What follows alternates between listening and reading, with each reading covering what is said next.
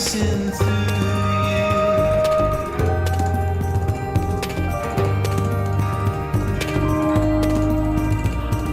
Do you feel like life is getting smaller?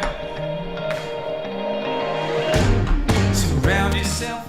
Welcome to Better Than Ever Live. Wherever you're watching, wherever you're listening, hope you're making today your masterpiece. In today's show, we're going to talk about a study linking college football to later cognitive impairment. We're going to talk about how sleep can improve your memory, how even small amounts of exercise might prevent depression, some helpful and harmful ways to recover from workouts, why intense workouts might be better than just the standard walking 10,000 steps, and how the breed of dog has little influence on its behavior. I'm Dr. David Geier, double board certified orthopedic surgeon, sports medicine specialist, and media medical expert. I help you feel and perform your best regardless of age, injury, or medical history. As always, please understand I'm not giving you medical advice on this show. This is meant for general information and educational purposes only. If you have comments or questions about any of the studies we talk about, please leave those in the chat. I would love to know where you are and your first name, if at all possible, along with your comment. And remember, again, I say this a lot, but just because every now and then I get somebody that says they tried to leave a comment and they couldn't. If you're on YouTube, leave it in the chat, not in the comments. I can only see the messages left in the chat. Facebook and LinkedIn, you do what you always do. Really, really excited to be here today. I think a lot of interesting topics worth talking about. The first one we're going to talk about is something that I care a lot about and have cared about for a long time. I haven't mentioned it much on this show, but in 2017, my book, you can see it there, That's Gotta Hurt, The Injuries That Changed Sports Forever, came out. And I wrote an entire chapter on CTE, concussions, and football, but not just football. It was on the issue as across sports. Just football is by far, at least so far, other than maybe boxing, proven to be the most at risk for future cognitive impairment. I interviewed the researchers at Boston University who we're going to talk about in this study, that Bob Stern, Ann McKee, Bob Cantu, about all of their research into chronic traumatic encephalopathy. So this matters to me a lot. If you want to check that out, definitely do. It's got not just about CTE and cognitive decline in football, things like that. There's a lot of great stories. I love that book. I worked for 3 years on that with my publisher, and was fortunate enough to get an advance with it, but worked with editors and all. It was really great. But I write a lot about this. So this new study came out. Obviously, it piqued some interest. So again, it was a study out of Boston University, probably the preeminent place looking at chronic traumatic encephalopathy and cognitive impairment in athletes, not just in football players, and not just athletes, actually. They look at it in the military as well. But what they found, this study, I'll get to the conclusion and then sort of work backwards, that athletes who play football all the way through college tend to suffer cognitive decline and health problems, things like headaches, heart disease, high cholesterol, much more than those who don't play football. This study was published in JAMA Network Open, which is the Journal of the American Medical Association. And it was a survey that was started by former football players at Notre Dame, including Rocky Bleier. Those of you old enough, and he was a little bit before my time, but he won 4 Super Bowls with the Pittsburgh Steelers. And what these Bob Stern and the others at Boston University found out is that those who played college football were 5 times more likely to have cognitive impairment later in life than those who didn't. They surveyed 216 former players between the ages of 59 and 75, compared those answers to over 600 adults, same age range, who didn't play football, college football. 5% of the football players reported cognitive impairment or a decline in brain function, things like memory loss as they got older, compared to 1% of the non-football playing adults of a similar age. And on top of that, 10% of the former college football players had regular headaches compared to only 4% of those who didn't play football. The ex-football players 4 times more likely to die from brain and other nervous system cancers. They were at higher risk for brain disorders like ALS, amyotrophic lateral sclerosis, Parkinson's disease. And here's the thing. It wasn't concussions. This is, look, I'll do this real quickly. I know I don't usually talk sports medicine on this show. It's more health and wellness, but this is a big deal, especially if you have kids who play sports. The issue with chronic traumatic encephalopathy and cognitive impairment down the road is not concussions. Yes, that's certainly a bad thing. There's no question about it. We can talk about concussions all you want, but that's not really the discussion here. What the risk for chronic traumatic encephalopathy are all those microscopic blows to the brain that aren't severe enough to cause concussions. This is blocking the offensive and defensive linemen. It's tackling that cause just these shaking essentially to the brain, where the brain moves and slams into the inside of the skull. Doesn't knock you out, doesn't cause a full concussion, but it builds up 30 times a game, 40 times a game.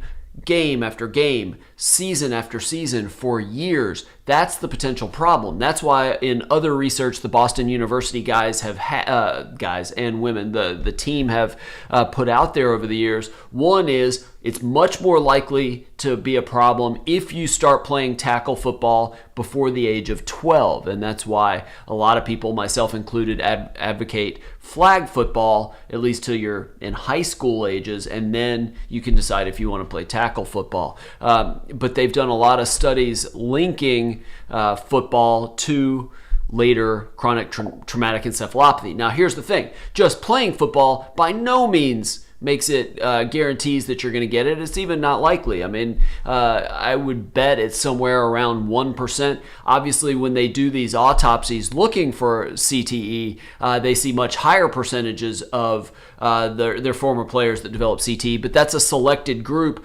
because those are people who intentionally donated their brains to science because they were worried about CTE. So naturally, that rate's going to be a lot higher. I suspect it's 1% or less, but if you do the math on the number of college football players there are, that's potentially a lot. And even if it doesn't get to full-blown cognitive decline and neurodegenerative diseases like CTE, things like memory loss, things like persistent headaches, not necessarily a big thing. And so the question is going to be, how can we get the head more and more out of the game? It's not going to be building a bigger helmet, stronger helmet. Maybe that makes a very small difference.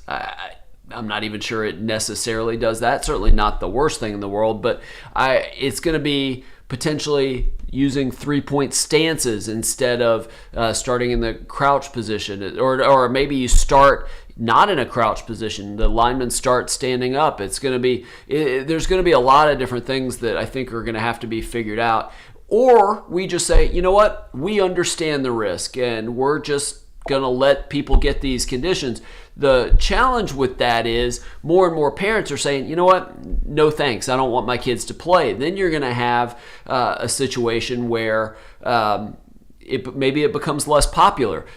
You typically, this is one of the things that as for one of the chapters I wrote in the book, I researched how the NFL became such a big deal.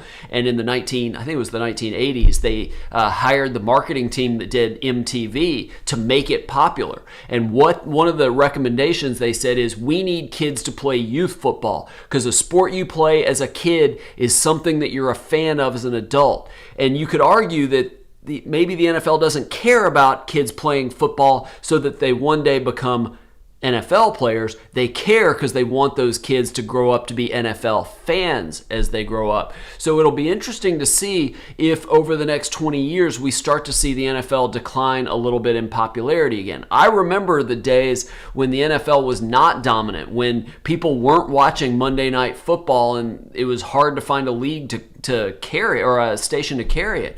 So, obviously what they did in the 80s has worked wonders. It's a dominant sport now.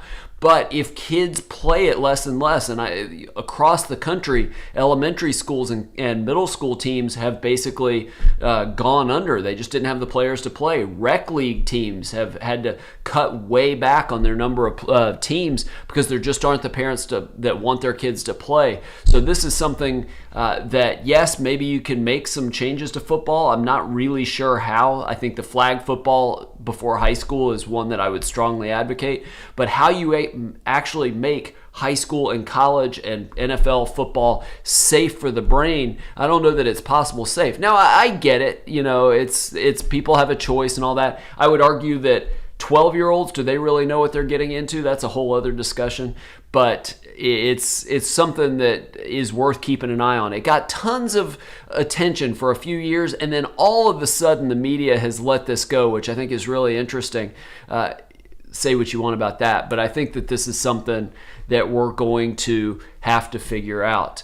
All right, and I see there's a question, a medical question. I don't do those on Better Than Ever Live, but if you'll join me at 12 p.m. tomorrow, every Friday at noon, I do all I do is answer orthopedic and injury questions and things like that, so feel free to join us then. But this thing, again, it's going to be about more than helmets. It's going to be not about making the surface of the field safer and undersurface. It's going to have to be potential rules changes and things like that, or we just decide, hey, we don't care. And I'm not necessarily opposed to that. Just expect that more and more parents may say, you know what, I don't know if that's really what I want. All right, let's move on from that. Talk about something else related to memory, and that is sleep. There was a study performed at Brown University, published in the Journal of Neuroscience, and this is something I care about a lot, and that I've learned sort of the hard way growing up through high school and college, and then you get to medical school, and then you go on.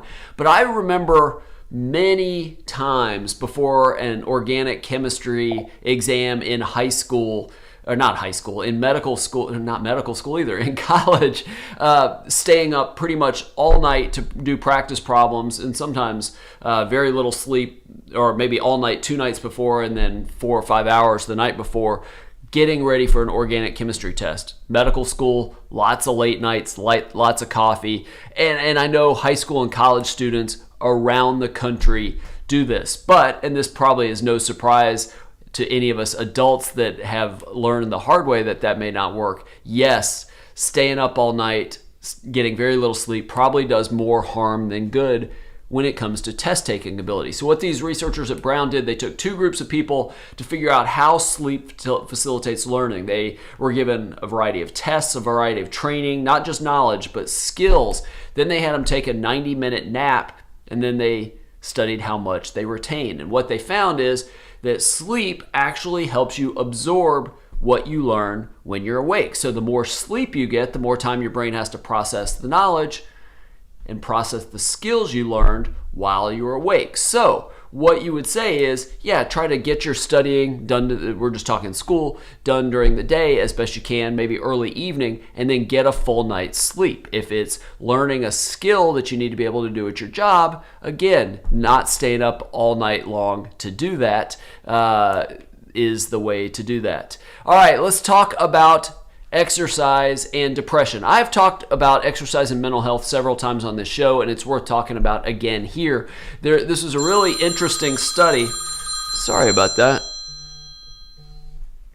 Should have turned my phone off. An interesting study was looking at how physically active people are and whether or not that influences your risk of depression. And what they found out, probably not surprisingly, is the more physically active you are, the less likely you are to be diagnosed with depression. Now, this is somewhat based, this was a study in the Journal of the American Medical Association in their psychiatry journal, was based on the average amount of exercise recommended by the government organizations, the 150 minutes of moderate intensity exercise every week, which is 5 days of 30 minutes at a time. You can do vigorous, which is 15 minutes, 5 days, or 75 minutes, but we're just talking moderate intensity exercise. So they tested that amount of exercise and then other amounts to see if, hey, what's the role in preventing depression? It was a meta-analysis, 15 population studies over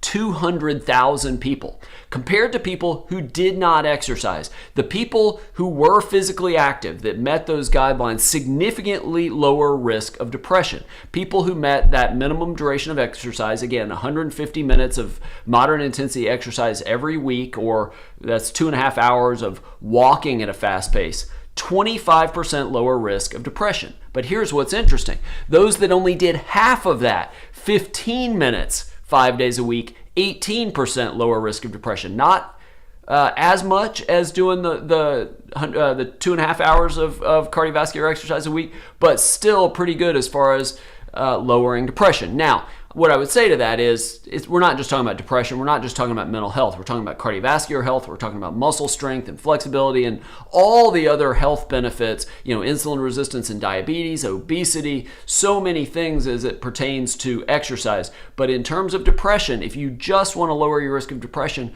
go outside and walk, get out in nature and walk at a decent speed for 15 minutes, 5 days a week. I promise you it is something that will make an enormous difference in your mental well-being. All right, another one, let's talk about how you can recover from a workout. Let's just say you actually do a really hard workout. Now, this was not a study per se. I'm going to summarize a couple different studies, but it was an article I read about, hey, these are things you should and things you shouldn't do to recover from workouts. And so the two that they were promoting, I think, are worth talking about. One is cold immersion therapy, cryotherapy, ice. Another one, anti-inflammatory medications, the ibuprofens, the naproxens, and potentially are those good, and then some other things that you might want to think about instead. First, let's talk about cold water immersion. And I did a whole show a couple months ago on Better Than Ever Live about cold water immersion and cryotherapy. And here's the thing, it does appear to have some good health benefits, but potentially it might actually not be great for recovering from a workout. It reduces blood flow to the muscles. It may, and we're talking sitting in a cold tub. In fact, one of my best friends just told me he's getting a cold plunge for his garage, which I'm a little jealous about, but maybe not so good for recovering from workouts. May or may not conflicting data on muscle soreness and fatigue, and it definitely seems to be good for inflammation. So using it later in the day, away from your workout, it may be very helpful. Maybe good for body fat and weight and just overall health. But studies have shown that reduction in blood flow to the muscles might actually impair the protein that helps your muscles heal and helps your muscles grow. Plus, studies have shown an increased rate of problems with breakdown of muscle creatine kinase that's been found in blood markers after cryotherapy and cold water immersion. So maybe not the best thing to do for recovering from a workout. Anti-inflammatory. So we all know ibuprofen, we all know naproxen, and I will tell you as an orthopedic surgeon and somebody that sees a lot of sports injuries, I know tons and tons of patients that get through workouts by taking ibuprofen, taking naproxen. Sometimes they take it before they go out for a run or before they go to a workout. But here's the problem, and this has been shown in studies for years now. Ibuprofen reduces strength, reduces muscle size after you do a resistance training program. It impairs muscles' ability to heal. It impairs tendon and ligament ability to heal. Yes, you feel a little bit better for a period of time, but it's probably not so great as a chronic strategy. Plus those medications, not so good for your stomach, not so good for your kidneys, and again, not really great for helping muscles recover and grow in size. So yes, you may feel better, but it's probably going to largely defeat the purpose of your recovery. Instead, here are two simple things you can do to recover. Very, very important. Number one, you can sleep. A few years ago, I was interviewed for Arianna Huffington's book, The Sleep Revolution, and I don't remember my exact quote, but it was something to do with sleep is just important as nutrition in terms of athletic performance. And it is absolutely true. It is critically important to help you recover from workouts. The older you get and the harder you work out, the more sleep you need to recover. And then as far as nutrition goes, protein is really important, especially protein that's leucine rich. Chicken, beef, fish. It activates a protein that's very, very important for muscle repair. Interestingly, alcohol inhibits that protein. Alcohol probably bad for workout recovery anyway because it dehydrates you, but it also inhibits that protein that's needed for muscle repair. Creatine, there are studies that show, and I've got mixed feelings about creatine, but it does seem to reduce the levels of muscle damage, those biomarkers, things like creatine kinase that you see in the blood after training. So that may be helpful for long-term training gains to recover from the muscle. And then finally, this study I found, and I don't have a dog in the fight on this one, so take this for what it's worth, but there was a study that shows that CBD oil after exercise actually reduces exercise inflammation without blocking the signals that are involved in muscle building. So yes, ibuprofen and naproxen are anti-inflammatories, but they do block the pathways that involve muscle healing. Maybe CBD doesn't do that. I don't really have a dog in the fight on CBD. I know a lot of people that do it. I can't really say it's not something I've really spent a lot of time doing, but if you're okay with that, something you might give a try. All right, another one worth talking about, as we talked about the minimum requirements for exercise according to the physical activity guidelines in the US. There's a study that shows maybe just the 10,000 steps a day, not so good compared to other ways that you can get in shape. So these researchers looked at intense workouts, high intensity interval training. Ironically, this is Boston University too. They took 2,000 participants and put them in different levels of exercise. It was published in European Heart Journal if you want to check it out. And what they found is basically walking far less beneficial compared to high intensity interval training or running when it comes to the level of fitness. I'm not even going to get into the mechanics of the study because this should be a no-brainer. If you're just walking at a leisurely pace where you can keep a conversation going with other people, there are benefits to that. But in terms of boosting your cardiorespiratory fitness, your VO2 max, it's not going to come close to doing just short intervals at 85% or more of your maximum heart rate. Now, one of the things that I've been focusing on a lot with some of my patients, because I've got some patients that really care about athletic performance and body composition and things like that. And so there are sort of general guidelines for exercise. I think you should do 3 or 4 days a week of resistance or weight training. I think you should do 1 or 2 days of high intensity interval training. And then there is a role for the zone 2 cardio, the steady state cardio that gets your heart rate up, but you're not pushing it so hard like a high intensity interval program. That's the being able to keep a conversation going with other people. And it depends on what you're trying to do. One of my patients is fixated right now on dropping his visceral fat. He wants to be able to see the six-pack abs and get his body fat under 10%. And that's where more of the zone 2 training, the long walks at a brisk pace, but not awful so that you can't keep a conversation, more of that might be beneficial. But if you're trying to improve your endurance and speed and just overall your heart and lung capability, high intensity interval training is going to be much better for you. And then the resistance training, I would argue, very, very important for everybody. And then finally, let's talk about your dog. And Corinne, I may be saying that wrong. Yes, tomorrow at 12 p.m. Eastern time. That's every Friday. All right, your dog and the breed of dog has very little influence on its behavior. This was a study published in the journal Science out of the University of Massachusetts. So everybody known to man thinks, all right, if a dog is this breed, it's got this personality. You know, if it's a Great Dane or Doberman Pinscher or Pit Bull or Rottweiler, maybe it's got one, maybe you think of those as aggressive dogs, and if it's a poodle or Cocker Spaniel, maybe you don't.